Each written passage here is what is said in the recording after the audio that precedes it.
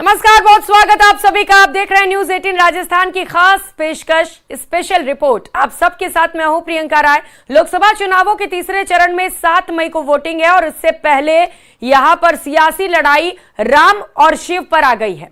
इसे हवा दी थी कांग्रेस अध्यक्ष मल्लिकार्जुन खड़गे ने और अब एनडीए ने इसे मुद्दा बना लिया है। इस रिपोर्ट में देखिए।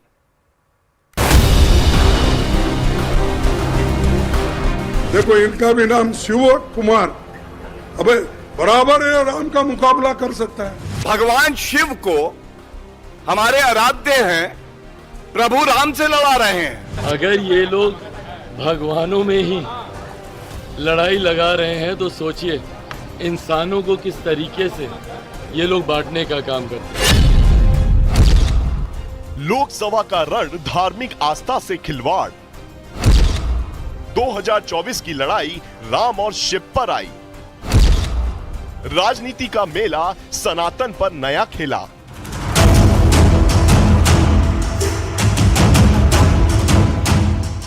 राजनीति जो ना करवाए कम है, राजनीति जो ना कहलवाए कम है। छत्तीसगढ़ के जांजगीर चांपा में शिव को राम से लड़ाने की जिस राजनीति को कांग्रेस अध्यक्ष मल्लिकार्जुन खड़गे ने शुरू किया, अब वो मुद्दा चुनाव का सेंटर पॉइंट बन गया है। क्यों, ये बाद में बताएंगे, लेकिन पहले सुनिए मल्लिकार्जुन खड़गे ने आखिर कहा क्या। बराबर है, राम का मुकाबला कर सकता है, क्योंकि ये शिवा है। मेरा भी मल्लिकार्जुन बोले तो मैं भी शिवा हूं। अष्टलिंग में मेरा एक लिंग है मल्लिकार्जुन के नाम से। सनातन धर्म में शिव और राम धार्मिक आस्था के सबसे बड़े प्रतीक हैं, एक दूसरे के पूरक हैं, लेकिन मल्लिकार्जुन खड़गे ने इसे सियासी दांव-पेच का खेल समझ लिया और वो कह दिया जो कांग्रेस के लिए मुसीबत बन गया है। देखिए, खड़गे जी शिव जी को जानते नहीं और वो ये लोग सनातन विरोधी लोग हैं। भाई, खड़गे जी के भी लड़के खड़े होते हैं तो कह देते हैं कि हमें सनातन को नष्ट करना है। तो अगर वो शिव जी को जानेंगे तो शिव जी और राम जी की लड़ाई नहीं होगी।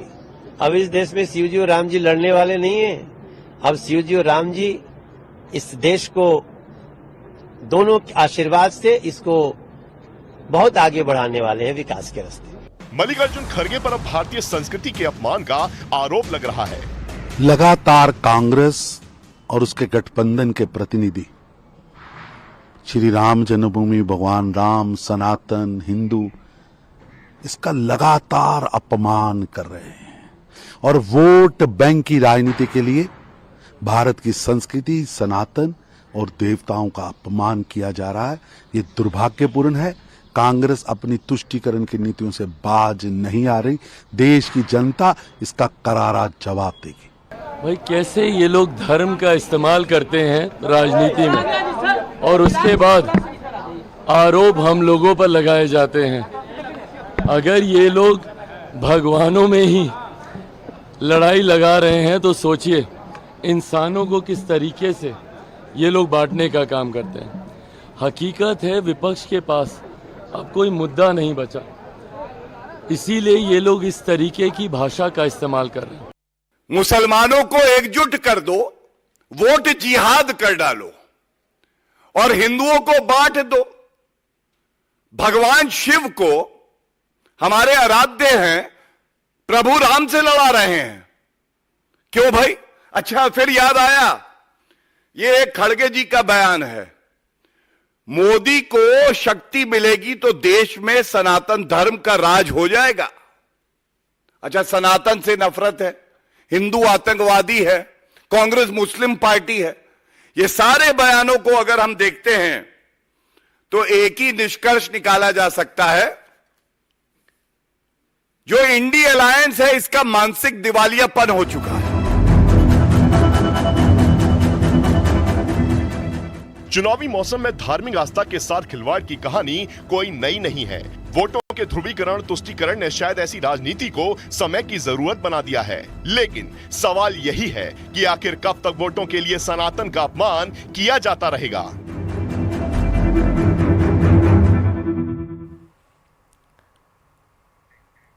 और चलिए अब आपको सीधे दिल्ली लिए चलते हैं। मुख्यमंत्री भजनलाल शर्मा का रोड शो चल रहा है। कमलजीत सहरावत के समर्थन में भव्य रोड शो से ये तस्वीरें आपको दिखा रहे हैं। वेस्ट दिल्ली से बीजेपी प्रत्याशी कमलजीत सहरावत हैं, जिनके समर्थन में, जिनके पक्ष में माहौल बनाने के लिए इस वक्त मुख्यमंत्री भजनलाल शर्मा दिल्ली में रोड शो कर रहे हैं। दिल्ली से ये सीधी तस्वीर इस वक्त आपकी टीवी स्क्रीन पर आप देख पा रहे हैं। मुख्यमंत्री भजनलाल शर्मा का मेगा रोड शो, जहां पर प्रत्याशी तो मौजूद हैं ही, साथ ही साथ बड़ी संख्या में बीजेपी के कार्यकर्ता भी इस रोड शो में शामिल हैं। आम जनता भी इस रोड शो का हिस्सा बनी हुई है। तो हाथ जोड़कर सभी से बीजेपी प्रत्याशी के समर्थन में वोट देने की अपील करते हुए यहाँ पर मुख्यमंत्री भजनलाल शर्मा को आप देख पा रहे हैं कमलजीत सहरावत के पक्ष में यहाँ पर माहौल बनाते हुए। और लगातार मुख्यमंत्री भजनलाल शर्मा ऐसे ही दौरे कर रहे हैं, अलग अलग प्रदेशों में पहुंच रहे हैं, चूंकि राजस्थान में जिन 2 चरणों में चुनाव होने वाले थे वो चुनाव अब संपन्न हो चुके हैं। और जहां जहां पर अभी चुनाव होने बाकी हैं वहां पर मुख्यमंत्री भजनलाल शर्मा स्टार प्रचारक के तौर पर पहुंच रहे हैं और वहां पर जन समर्थन जुटा रहे हैं।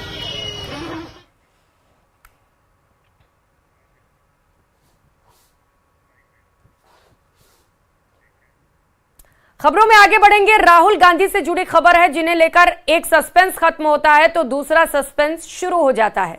लेटेस्ट अपडेट ये थी कि राहुल अमेठी से चुनाव लड़ेंगे, लेकिन अब रायबरेली का ऑप्शन भी खुल गया है। लेकिन इन सब के बीच राहुल ने यूपी से भी चुनाव लड़ने को लेकर हामी भरी है। इसके पीछे की इनसाइड स्टोरी क्या है वो आपको दिखाते हैं।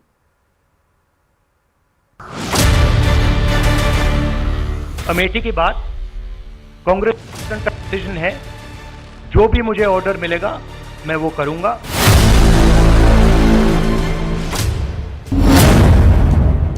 परंपरागत सीट से चुनाव लड़ेंगे राहुल गांधी। 20 मई की बारी, अमेठी से नामांकन की तैयारी। अभी तक लोकसभा चुनावों में कांग्रेस समर्थकों के सामने सबसे बड़ा यक्ष प्रश्न यही था कि राहुल गांधी अमेठी से चुनाव लड़ेंगे या नहीं। लेकिन नामांकन की तारीख से ठीक एक दिन पहले देश की राजधानी दिल्ली से आई खबर ने अमेठी की सियासत में संशय और सवालों के बादलों को साफ कर दिया। और ये तय हो गया कि अमेठी के सियासी मैदान में राहुल गांधी फिर दिखाई देंगे, वो भी पूरी ताकत के साथ। पूरी तैयारी है। कल 11 बजे कांग्रेस पार्टी नॉमिनेशन करेगी। हम गौरीगंज के अपने केंद्रीय कार्यालय से उठेंगे और वहीं से चलते हुए ढोल मजीरे नगाड़े के साथ, जनता के सैलाब के साथ कांग्रेस पार्टी का नॉमिनेशन कराएंगे। अब सवाल ये उठता है कि आखिर अचानक ये सब कुछ क्यों हुआ? क्यों अमेठी जैसी परंपरागत सीट को लेकर चुनाव लड़ने और नहीं लड़ने की कशमकश थी? तो इसका जवाब भी अमेठी से ही मिलता है। माना जा रहा है कि स्मृति ईरानी से 2019 का चुनाव हारने के बाद भी इंटरनल सर्वे में कांग्रेस समर्थक यही चाहते थे कि राहुल अमेठी से चुनाव लड़े, क्योंकि सवाल राहुल गांधी की साख का था, विरासत का था। और अमेठी से राहुल का न लड़ना बीजेपी को सीधे वॉक ओवर देना था। यानी अमेठी का सियासी संग्राम अब और दिलचस्प होने जा रहा है, क्योंकि नामांकन से ठीक एक दिन पहले राहुल गांधी के अमेठी से चुनाव लड़ने की खबर ने बड़ा सरप्राइज जरूर दिया है।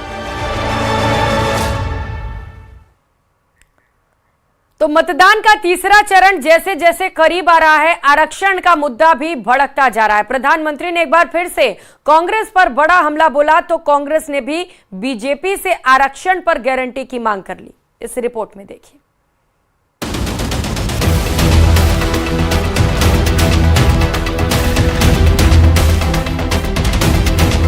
कांग्रेस बीजेपी पर आरक्षण खत्म करने की कोशिश का आरोप लगा रही है, तो बीजेपी ने कर्नाटक में दिए जा रहे मुस्लिम आरक्षण को मुद्दा बनाया हुआ है। अब प्रधानमंत्री ने गुजरात के बनासकांठा से कांग्रेस को सीधी चुनौती दे दी कि लिखकर दें कि देश में धर्म के नाम पर आरक्षण नहीं देगी। पीएम ने दावा किया है कि कांग्रेस ऐसा नहीं करेगी क्योंकि दाल में कुछ काला है। इंडी गठबंधन को मेरी ये चुनौती है कि घोषित करे कि वो गारंटी दे देश को, लिखित में दे, क्योंकि उन पे भरोसा नहीं कर सकते। कि वो धर्म के आधार पर आरक्षण नहीं देंगे, घोषित करें। दूसरी घोषणा करें, एससी, एसटी, ओबीसी और सामान्य वर्ग के आरक्षण को कभी भी हाथ नहीं लगाएंगे। अगर उनमें हिम्मत है तो घोषणा करें। केंद्रीय मंत्री अमित शाह ने भी दो टूक कहा है कि बीजेपी पूरी तरह से आरक्षण का समर्थन करती है, लेकिन कांग्रेस ने आरक्षण को लेकर लोगों में भ्रम फैलाने के लिए उनका एडिटेड वीडियो फैलाया है। 16 साल से हमने आरक्षण को कभी छुआ नहीं है, न छूना चाहते हैं। ये डेस्परेट है, इसलिए मेरे वीडियो को भी उन्होंने एडिट कर गलत तरीके से लोगों के बीच में डालने का प्रयास। बीजेपी के आरोपों पर कांग्रेस ने जोरदार पलटवार किया। उसने आरक्षण की सीमा पर प्रधानमंत्री से सीधा पूछ डाला। मैं उसी प्रधानमंत्री से पूछना चाहता हूं कि क्या अनुसूचित जाति, अनुसूचित जनजाति और पिछड़े वर्गों के लिए जो 50% सीमा लगाया गया है, क्या उसको हटाएंगे या नहीं? सीधा जवाब दीजिए। हमने सीधा जवाब दिया है, खड़गे जी ने सीधा जवाब दिया है, हमारे न्याय पत्र में इसका सीधा जवाब है। वहीं INDIA में शामिल आरजेडी के तेजस्वी यादव ने बिहार के पूर्व मुख्यमंत्री कर्पूरी ठाकुर की बात करके बीजेपी को घेरने की कोशिश की। प्रधानमंत्री को जानकारी का अभाव है। अभी कर्पूरी ठाकुर जी को उन्होंने भारत रत्न दिया, लेकिन उन्हीं के विचारों को वो विरोध कर रहे हैं। जब पहली बार कर्पूरी ठाकुर जी मुख्यमंत्री बने थे तो जितने भी सामाजिक तौर पे पिछड़ी जातियां थी, चाहे किसी भी धर्म के हों, सबको पहली बार आरक्षण मिला था। 7 मई को तीसरे चरण की वोटिंग होनी है। 94 सीटों पर दांव लगा है। सीटों का यह आंकड़ा किसी भी पार्टी को सत्ता तक पहुंचा सकता है। ऐसे में आरक्षण जैसे गर्म मुद्दे को उठाकर बीजेपी और विपक्ष अपनी जीत पक्की करने की कोशिश में लगे हैं। तो वहीं तीसरे चरण के मतदान से पहले उत्तर प्रदेश की सबसे हॉट सीट बनकर उभरे गाजीपुर से एक तस्वीर ने सबका ध्यान खींचा। दरअसल अफजाल अंसारी चुनाव लड़ेंगे या नहीं, ये फैसला तो आज होगा, लेकिन उससे पहले ही अफजाल ने अपने राजनीतिक वारिस का ऐलान कर दिया, जो न सिर्फ उनके लिए वोट मांग रहा है, बल्कि लोगों के बीच अपनी पहचान बनाने की भी कोशिश कर रहा है। कौन है वारिस, इस रिपोर्ट में देखिए।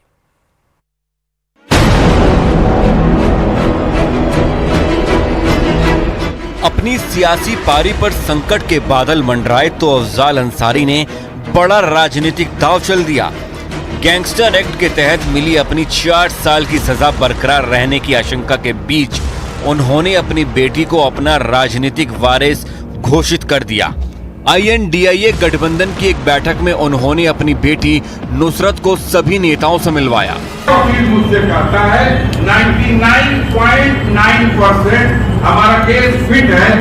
0.1% अगर ऐसी कोई परिस्थिति पैदा हो जाएगी तो ऊपर वाले ने मेरे खाते में 3 बेटियां दी, एक बेटी मेरी यहाँ है। अफजाल अंसारी उत्तर प्रदेश की गाजीपुर सीट से समाजवादी पार्टी के टिकट पर चुनाव लड़ रहे हैं, मगर उन्हें मिली 4 साल की सजा उनका पूरा राजनीतिक करियर चौपट कर सकती है। इलाहाबाद हाई कोर्ट में उनकी सजा पर सुनवाई होनी है। अदालत के फैसले पर ही अंसारी का पूरा राजनीतिक करियर निर्भर करेगा। अगर इलाहाबाद हाई कोर्ट ने अफजाल अंसारी की सजा कायम रखी तो कानून के मुताबिक वो अगले 10 साल के लिए चुनाव नहीं लड़ पाएंगे और उनकी जगह गाजीपुर से किसी और को चुनाव लड़ना पड़ेगा। खबर है कि समाजवादी पार्टी अंसारी परिवार से ही किसी को टिकट देने पर विचार कर रही है। ऐसे में अफजाल अंसारी ने अपनी बेटी को आगे करके अपना प्लान बी सामने रख दिया। Tata institute of social sciences Durgapur से इसने MA किया। अपने उस कॉलेज यूनिवर्सिटी में टॉपर रही है, गोल्ड मेडलिस्ट है। अफजाल अंसारी की बेटी पिछले कई दिनों से उनके लिए चुनाव प्रचार कर रही हैं। यही वजह रही है कि अंसारी ने इलाहाबाद हाई कोर्ट में सुनवाई से ठीक 1 दिन पहले INDIA नेताओं से अपनी बेटी का परिचय करवा दिया। और अजमेर में नांदसी में रिपोलिंग की जा रही है। पोलिंग बूथ 195 पर गहमा गहमी दिखाई दी। बड़ी खबर महासंग्राम 2024 से जुड़ी इस वक्त आपके टीवी स्क्रीन पर भाजपा कार्यकर्ताओं और पुलिस के बीच पुनर्मतदान के दौरान गहमा गहमी हो गई। पुलिस ने बीजेपी कार्यकर्ताओं को बूथ से भगा दिया। पुलिस ने सभी को बूथ से बाहर निकाल दिया। तस्वीरें उस दौरान की आपको दिखा रहे हैं जब गहमा गहमी का माहौल नजर आया। मतदान केंद्र पर अतिरिक्त जाब्ता इस वक्त तैनात कर दिया गया है। बूथ संख्या 195 पर पुनर्मतदान किया जा रहा है। यहां पर दोबारा से वोट डाले जा रहा है और इस बीच यहां से जो तस्वीर सामने आई है वो आप देख पा रहे हैं। नांदसी में रिपोलिंग बूथ से तस्वीर आपको दिखा रहे हैं जहां पर पोलिंग बूथ 195 पर गहमा गहमी हो गई। भाजपा कार्यकर्ता और पुलिस आपस में उलझ पड़े। बस पेशकश में फिलहाल इतना ही। मुझे दीजिए इजाजत। नमस्कार।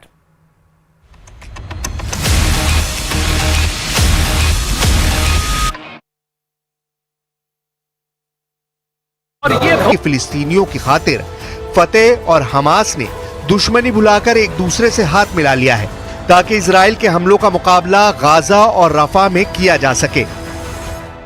أما بالنسبة للي بنسمع عن فتح وحماس وبصير اتفاقيات والاجتماعات في الصين وشيء، أنا بتمنى يا رب، أنا مع الصين يا رب إنها تقف جنبنا وتسندنا، إحنا غلابة برضه بدنا نعيش. نأمل أن يبنى على ما تم الاتفاق عليه سابقا في هذه اللقاءات وأن نبدأ صفحة جديدة خاصة في ظل هذه.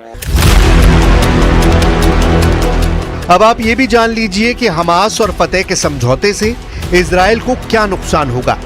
पश्चिमी मीडिया के मुताबिक और कुछ गाजा युद्ध के जानकारों के मुताबिक अभी तक इजराइल की खुफिया एजेंसी मोसाद और शिन बेत गाजा में इसलिए कामयाब हो रही हैं क्योंकि हमास लड़ाकों की मुखबरी में फिलिस्तीनी गुट फतेह समर्थकों का जबरदस्त हाथ था जो हमास के टॉप कमांडर्स की मुखबरी कर रहे थे।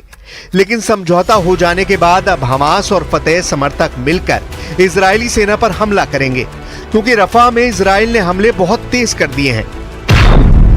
जरा इस एनिमेशन से समझिए क्यों रफा में इजरायली ऑपरेशन को खूनी युद्ध कहा जा रहा है।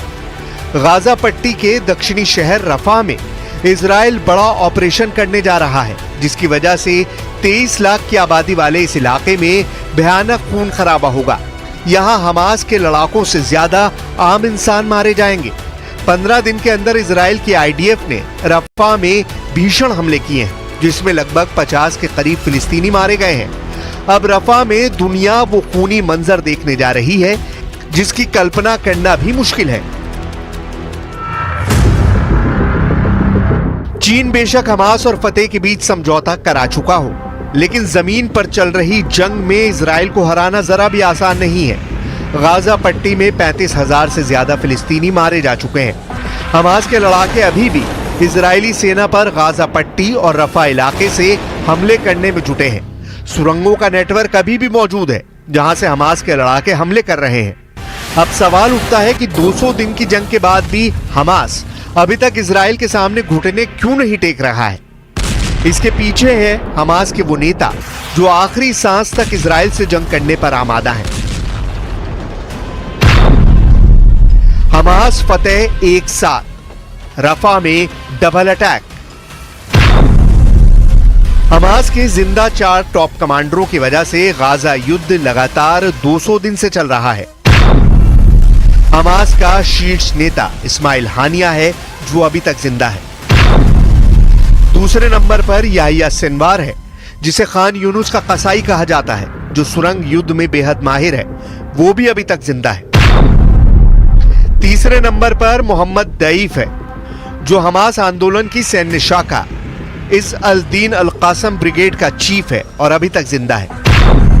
और चौथा है हमास का नेता खालिद मिशाल जो हमास की विदेश में राजनीतिक ब्यूरो का प्रमुख है जो जिंदा है। अब देखना होगा रफा पर इजराइल के बड़े हमले से पहले हमास और फतेह गुट के लड़ाके इजरायली कोहराम को रोक पाते हैं या नहीं।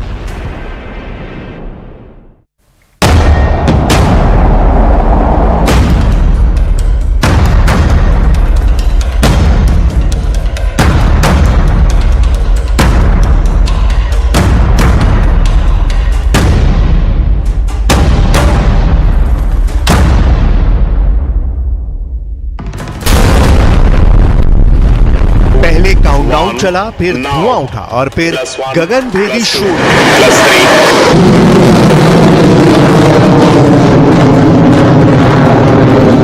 जिसके साथ आसमान को चीरते हुए दिखी भारत को समुद्री अखाड़े में अजय बनाने वाली मिसाइल।